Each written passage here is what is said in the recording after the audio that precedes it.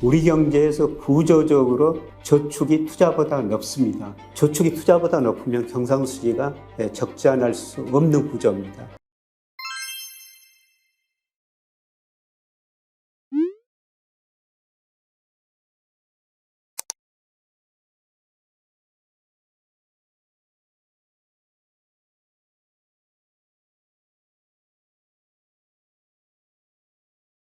그 다음에 우리가 환율에 영향을 미치는 게 중국 위안달러 환율이라고 그랬죠. 사실 우리 환율이 얼마 전에 1350원 근처까지 갔는데요. 그거는 여러 이유 중에서도 하나가 위안이었죠. 아까 말씀드렸습니다. 국제결제은행 BIS에서 우리 적정 환율, 실질 실환율 계산할 때 중국 비중이 무려 34%라고 말씀드렸습니다.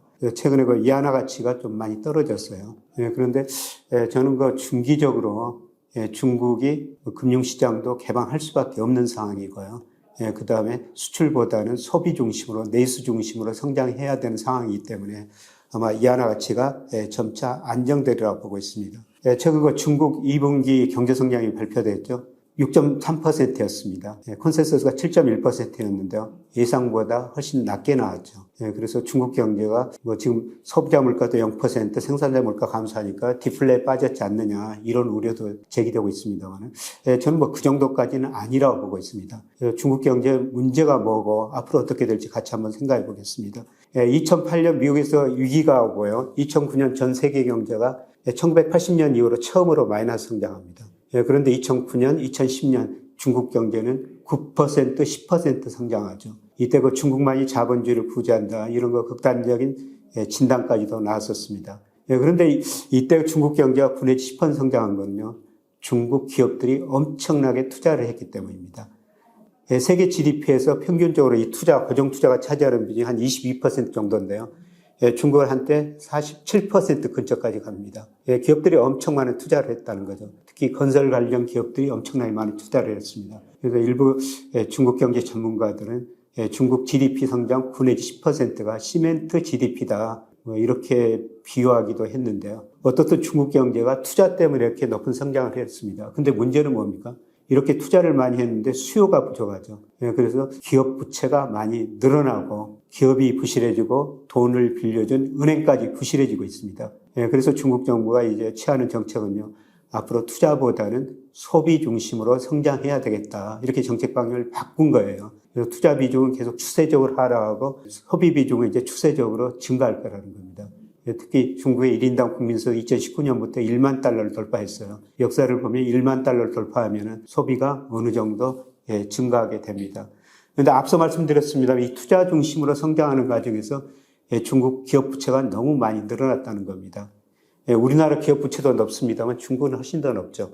작년 말 기준으로 보면요. 우리 기업 부채가 GDP 대비 120% 정도 됩니다. 97년 외환위기 때 107%였는데요.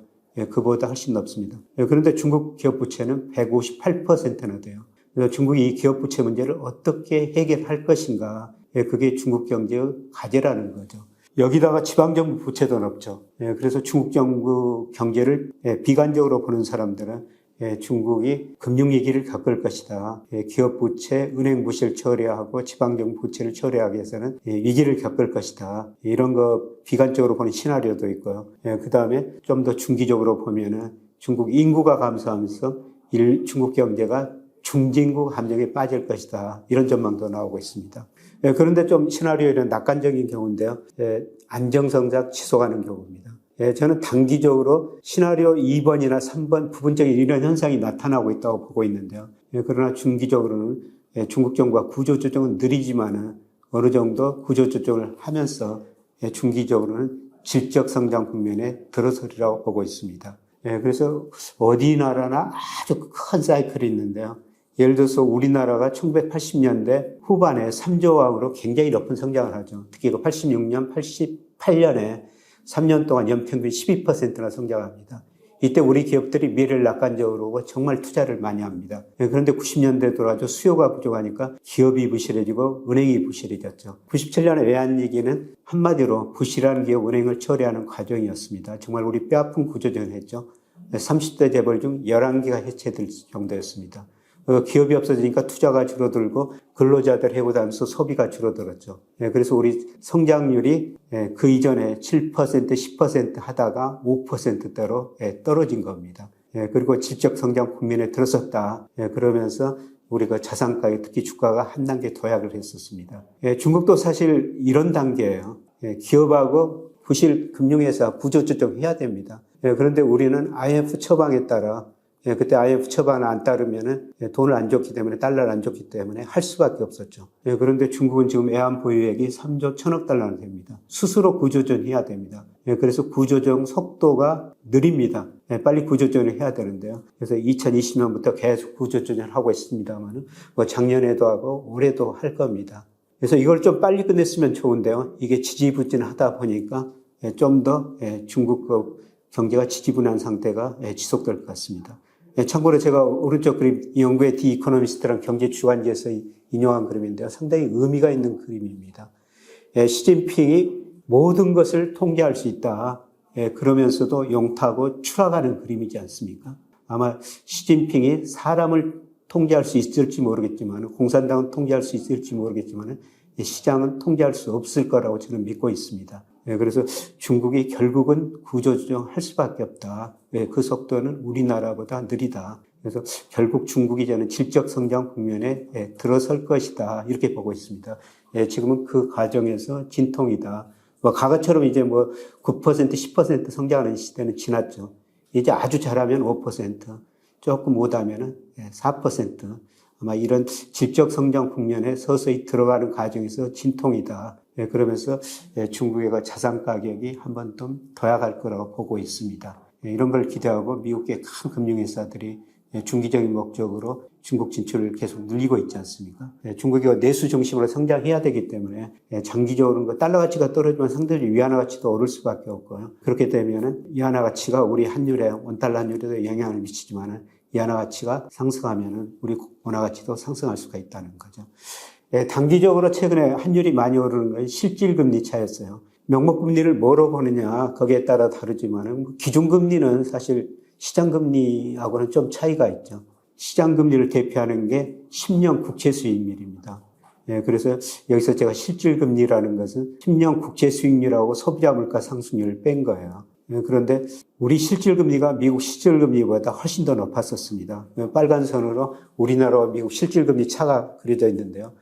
그런데 최근에 미국 금리도 오르고 미국 물가 상승도 낮아지면서 급격하게 축소됐거든요. 그래서 여기서 제가 환율은 축을 거꾸로 그려놨습니다. 그래서 파란 선이 우리 원달러 환율인데요. 밑으로 떨어지면은 원화 가치가 하락, 즉 원달러 환율이 상승했다는 거죠. 그래서 최근에 그 원화 가치가 떨어진 거는 한미 실질금리 차라고 볼 수가 있습니다. 그런데 앞으로 실질금리가 여기서 더 축소될 것 같지는 않습니다. 미국 소비자 물가가 6월에 3.0이고 우리 2.7인데요. 하반기 전체로 보면은 저는 우리 소비자 물가 한 2.5, 미국은 하반기 전체로 보면 역시 그 3%에서 크게 벗어나지 않으리라고 보고 있습니다. 그래서 실질금리 차가 다시 조금 확대될 수 있다. 이런 의미에서 멀리 보면은 이것이 또 우리나라 원화 가치 상승 요인이 아니다. 이렇게 볼 수가 있습니다. 그리고 우리 환율에 영향을 미치는 게 제가 경상수지라고 말씀드렸죠. 우리가 경상수지가 흑자가 날 수밖에 없는 구조입니다. 얼마 전에 그 OECD가 우리 경제를 전망하면서 올해 그 GDP 대비 우리 경상수지가 적자다. 0.3% 적자다. 저는 그 전망을 보고 어떻게 이런 전망을 할 수 있었을까 좀 깜짝 놀랐었습니다만은 우리 경제에서 구조적으로 저축이 투자보다 높습니다. 물론 그 재정이 균형을 이룬다고 가정했을 텐데요. 저축이 투자보다 높으면 경상수지가 적자 날 수 없는 구조입니다. 그래서 최근에 그 저축 투자율이 좁혀지고 있죠. 경상수지 흑자는 줄어들 수 있습니다. 그러나 우리가 구조적으로 좀 아직도 저축률이 투자율보다 높기 때문에 규모는 줄어들겠지만은 경상수지 흑자는 계속 날 수 있다. 이렇게 볼 수가 있습니다.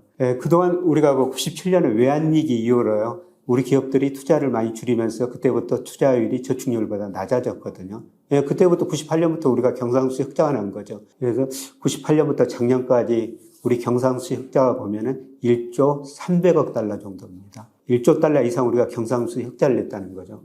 그 돈 가지고 우리가 뭐 했습니까? 직접 투자하고 증권 투자를 한 겁니다. 금융자산 측면에서 보면요. 우리 금융자산이 2018년부터 플러스로 전환됐어요. 이게 무슨 의미냐면은 외국인이 가지고 있는 우리 금융자산보다 주식채권보다 우리가 가지고 있는 해외 주식채권이 2018년부터 더 많아졌다는 겁니다. 우리가 경상수역자로 해외 주식 투자, 증권 투자를 그렇게 많이 했다는 겁니다. 그래서 작년 말 기준으로 보면요. 우리 해외 순금융자산이 3,482억 달러나 돼요. 물론 대부분 미국에 투자한 거죠. 미국으로부터 순금융자산이 3,589억 달러나 됩니다. 이런 측면에서 보면은 경상수 흑자가 우리 그 순금융자산 흑자에 크게 더 기여했다는 겁니다. 그 다음에 그 주식시장도 마찬가지예요. 사실 그동안 우리 97년은 외환위기 주가가 싸지고 환율이 높았을 때 외국인들이 우리 들어와가지고 우리 주식사고 채권사고에서 돈 엄청나게 벌어갔지 않습니까? 그런데 작년부터 아주 그 중요한 사실입니다. 우리가 가지고 있는 해외 주식이 외국인이 가지고 있는 우리 주식보다 더 많아졌다는 겁니다. 그래서 작년 말 기준으로 보면은 한 740억 달러 우리가 순 주식을 더 많이 가지고 있다는 겁니다. 이게 주로 미국 쪽으로 우리가 투자를 많이 했죠. 그래서 아까 제가 우리 외국인들 우리 주식이 27% 보유하고 있는데 미국계 자금이 한 42%다. 이런 말씀을 드렸습니다만은 미국계 자금이 우리 주식 가지고 있는 것보다 우리가 미국 주식을 가지고 있는 것이 작년 말 현재 한 1,290억 달러 정도 많습니다. 그럼 우리가 해외 주식 채권 투자를 이렇게 많이 했으니까요. 어떻게 되겠어요? 결국 해외 채권, 미국 채권을 많이 가지고 있으니까 이자가 들어오고요. 주식을 많이 가지고 있으니까 배당이 들어오죠. 그래서 최근에 보면은 오히려 그 배당 소득이 이자 소득보다 더 많이 늘어나고 있어요. 이런 것들이 경상수지 흑자에 큰 역할을 하고 있습니다. 그래서 무역수지에서 그 적자가 났습니다. 그럼에도 불구하고 작년에도 경상수 흑자 나고 올해도 경상수 흑자가 나는 것은 아마도 이런 그 소득수지에서 이자 소득과 배당 소득이 꾸준히 들어오기 때문입니다. 우리가 그동안 경상수지 1조 달러 넘는 경상수 흑자로 해외 직접 투자했고 그 다음에 해외 주식 채권 샀기 때문에 배당 소득이나 이자 소득이 끊임없이 들어온다는 겁니다. 그러니까 이런 걸 볼 때 우리 경상수지가 OECD가 전망한 것처럼 적자일 가능성은 매우 낮다는 겁니다. 사실 IMF나 한국은행, 정부, 경상수지가 적자로 전망하는 데는 제가 한 군데도 못 봤습니다. 저도 역시 올해 경상수지가 규모는 줄어들면 150억 달러 이상 흑자 나라고 보고 있고 내년에는 250억 달러 이 정도 흑자를 보는데요. 이런 거 이사소득, 배당소득이 있기 때문이라는 겁니다. 그래서 종합적으로 환율을 결정하는 요인을 보면요. 제가 아까 분산분해를 했습니다. 우리 환율을 결정하는 게 미 달러 지수, 그 다음에 유안 달러, 한미 실질 금리차, 경상수지다. 이런 말씀을 드렸습니다만은 미 달러 지수 단기적으로 떨어졌습니다. 약간 반등할 거예요. 114까지 갔다가 지금 99까지 떨어졌으니까 반등할 겁니다. 근데 장기적으로는 미국의 그 대내 불균형을 해소하기 위해서는 달러 가치가 하락할 수밖에 없다. 그러면 원화 가치 상승이다. 그 다음에 최근 이하나 가치가 떨어지면서 우리 원화 가치 하락에도 크게 기여했는데요. 중기적으로 중국이 소비 중심으로 내수 중심으로 성장할 것이다. 그리고 중국이 시차를 두고 외환시장, 금융시장 개방하면서 초기에는 불안하겠지만 안정될 것이다. 중국이 질적 성장 국면에 들어설 것이다. 장기적으로 이하나 가치 오른다. 그 다음에 최근에 한미 실질 금리 차가 많이 축소됐는데 우리 물가 상승률이 미국 물가보다 낮을 것이기 때문에 한미 실질 금리 차가 다시 확대될 수 있다. 그리고 이자 소득, 배당 소득이 계속 들어오기 때문에 우리 경상수지가 적자일 가능성은 굉장히 낮다. 이런 의미에서 보면은 단기적으로는 지금 환율이 많이 떨어져 좀 반등을 할 텐데요. 장기적으로는 우리 원화 가치가 지속적으로 상승할 수밖에 없을 것이다. 이렇게 지금 볼 수가 있겠습니다.